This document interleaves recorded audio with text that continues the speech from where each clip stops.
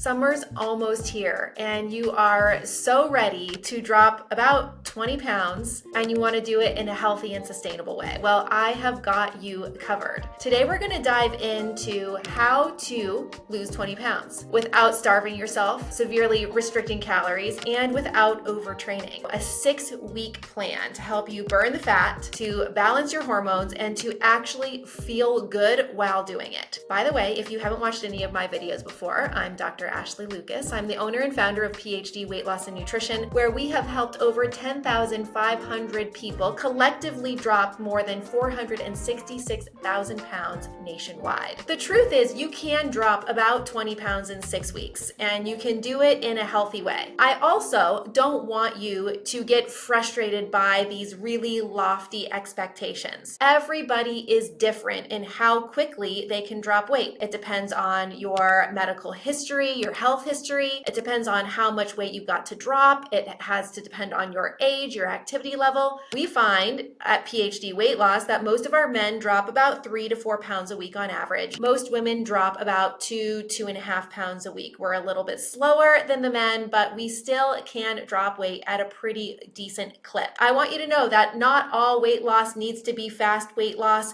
If you do drop weight in a quick fashion, research shows that that's not unhealthy. It actually shows that you're more likely to keep the weight off for good if you drop weight at a good speed. Many reasons why this is the case. But in general, if you want to drop weight in the fastest, healthiest, most sustainable way possible, you want to focus on 3 things. 1, controlling your blood sugar levels. 2, managing stress. And number 3 is making sure that you are supporting your metabolism, because the last thing you want to do is drop weight quickly only to regain it. When you look at this 6-week plan, I want you to focus on 3 primary things. 1 is your nutrition. Number 2 is how you move. And number 3 is how you recover. So week 1, I want you to focus on the theme of blood sugar reset. How are we going to keep your blood sugar and your insulin levels even and stable throughout the week? Now, it's normal to have your blood sugar go up a little bit and down a little bit. There's going to be these little oscillations, these little waves. This is totally normal. But what we want to prevent seeing is this chronically elevated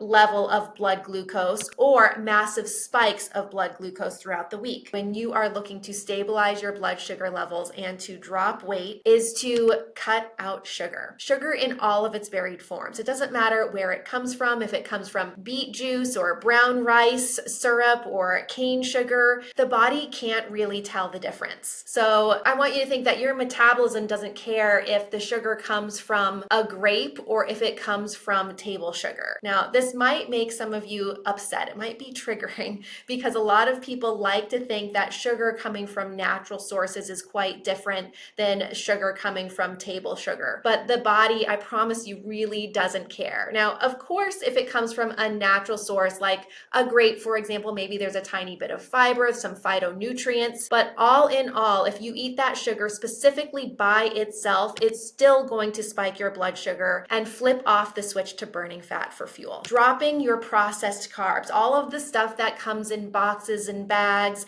has lots of ingredients to it, does not serve your body, again, even if it's organic or all natural. And then snacking. If you're grazing throughout the day, your body never gets into a good sweet state of fat burn. Your liver is always going to be metabolizing food. It's always going to be in a fed state rather than a fasted state. So I really suggest that you look at eating meals rather than grazing throughout the day.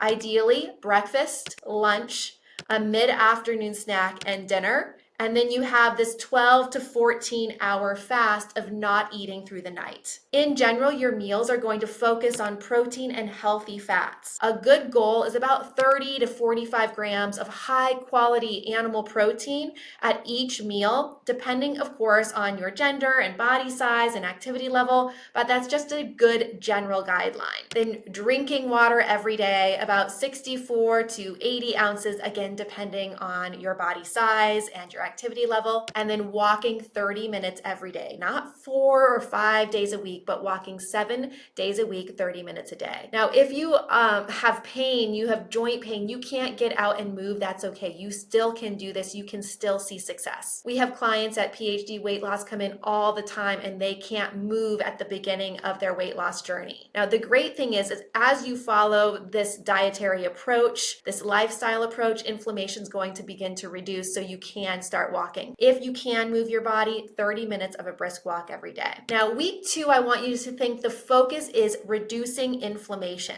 Inflammation is this low-grade pain throughout the body. It can present as joint pain or skin irritation or brain fog, but it's when the body is just constantly producing these inflammatory hormones and it does not feel good and it prevents weight loss. At PhD, I always say that our goal is to increase energy levels and reduce inflammation, and that weight loss is simply a byproduct of those two things. So focus, week 2, cutting inflammation. Eliminate seed oils, excess dairy, specifically processed dairy like your flavored yogurts, and alcohol. You guys, alcohol is a huge gut irritant and it does cause inflammation, even wine. Instead, you're going to focus on adding omega-3s, specifically through salmon and fish if you like it. Berries are great. They're high in antioxidants, high in fiber, low in sugar. Getting sleep. Sleep really helps to reduce inflammation. That's when the body detoxes. So about 7 to 9 hours of sleep a night. And then not doing too much cardio. Oftentimes when our goal is to drop weight, we think we need to just burn calories. We get on the elliptical machine, we wear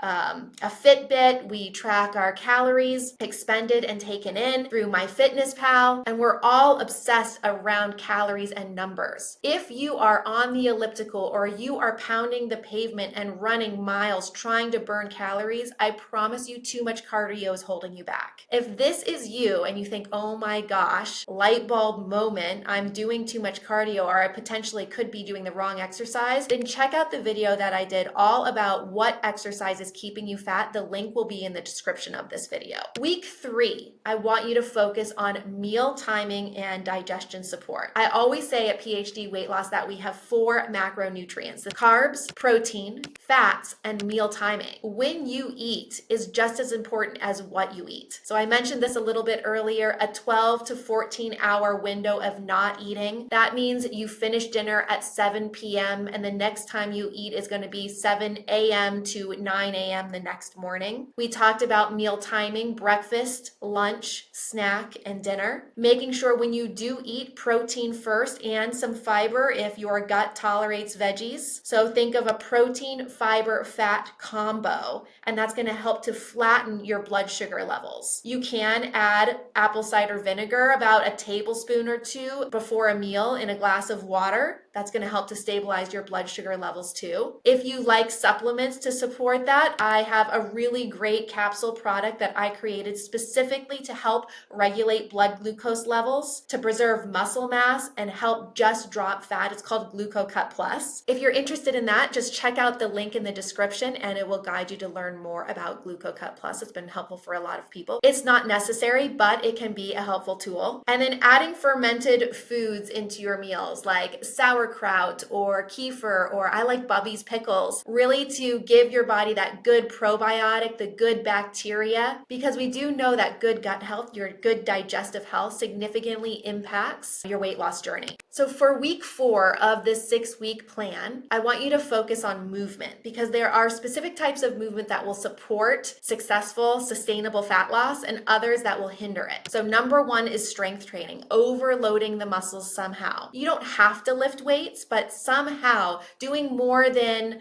yoga. Yoga is not going to help build muscles significantly enough. So lifting something heavy, ideally strength training, resistance training, about 3 times a week. Can be basic body weight, it can be resistance bands, it can be weights, but something where Maybe the next day your muscles are actually sore. Keep walking. That's number 2, 30-minute brisk walk 7 days a week. And then number 3 is high intensity interval training. And an example of this would be warming up on the stationary bike. I like to use that as an example. For me personally, my knees are not good from my days of dancing professionally. And so I love a bike. I'll get on a resistance bike or a real road bike, warm up for 5 minutes, and then sprint as hard as you can for about 20 to 30 seconds, pull back and rest for a minute, and then push again for 20 seconds, pull back and rest for a minute, and you do those intervals about 10 to 12 times. It's really hard, but it goes quickly, about 25 minutes in total. If you feel like, oh my gosh, 10 to 12 times is way too much, then pull it back. Start with 4, start with 5 intervals and cool down, and the whole thing will take about 12 to 15 minutes. By the way, if you feel like you are doing all of these things and you're thinking, oh my gosh, she's not giving me any information that I'm not doing, then it could be a metabolic issue, and you need someone to go in and do a deep dive and figure out specifically what's going on in your body that is preventing you from dropping weight successfully. So just go visit myphdweightloss.com. You can check out the link in the description after this video to learn more. Week 5, I want you to focus on protein and muscle mass. We talked just about the importance of strength training, overloading the muscles. It is important. Pushing the bigger muscles like your glutes, your legs, doing some deadlifts, doing some squats. It's going to be helpful to activate more efficient fat burn. Also, focusing on protein forward meals. If your energy levels dip, I want you to look at the amount of protein that you're consuming. You might need a little bit more. A good goal is about 0.8 to 1 gram of protein, high quality protein, per pound optimal body weight. Let's say right now you weigh 250 pounds. Your target weight, where you don't have any more of this belly fat working against you, is 170 pounds. That means you want to take about 0.8 times 170 pounds, and that will give you the grand total of how many grams of protein you're consuming in a day to help maintain muscle mass as you're dropping weight. Now, if you are a PhD weight loss client, then we have specifically done these calculations for your unique body to help you drop weight in the most efficient way. So if your numbers are different than this, do not fret. Your nutritionist has got your back and you're consuming exactly what you need to consume. And then lastly, keep focus on consuming a savory breakfast. A savory breakfast is going to be your best bet over sweet. What I mean by that is leftovers from dinner, maybe some poached eggs and some Greek yogurt, an omelet, something like that, lox and cream cheese. Think savory over sweet. That will help to support your muscles, likely give you more protein, and help to stabilize your blood sugars, turning on the switch to burning fat as efficiently as possible. Week number 6, the focus is locking in your routine. Success in weight loss, actually everything in life, is consistency. To just keep going. Figure out what works for your body and repeat. Repeat your strongest meals. Repeat your best workouts. Prioritize stress reduction. If you are in a high stress state, it's going to be very difficult to drop weight efficiently. Journaling, breath work, meditation, prayer, hiking, getting out in nature. These are all things that scientifically have been shown to increase those feel-good neurotransmitters like dopamine and serotonin and reduce that stress hormone cortisol. Looking at this as a lifestyle, not a diet. This is a new identity. So what's going to happen 6 to 9 months down the road? What are your goals going to be? Think about and start planning what's going to happen after summer. Not just in these next 6 weeks, but long-term down the road. So realistic fat loss, again, for the majority of our PhD weight loss clients is about 2 to 4 pounds a week. But again, everybody's different. You can expect a little bit of water weight in the first week or two, and then after that, it's all steady fat burn. You'll experience improved energy, better digestion, better sleep, less pain, less skin irritation, a better mood. I mean, it really is a win-win. If you want a full day of eating that matches this 6-week plan, then check out my video where I talk about how to eat in a day to maximize your GLP-1 levels naturally. These meals will help to flatten your blood glucose levels, they'll help reduce cravings, improve mood, and boost fat loss without crazy restrictions, crash dieting, or just having to go to the gym all the time to burn those calories.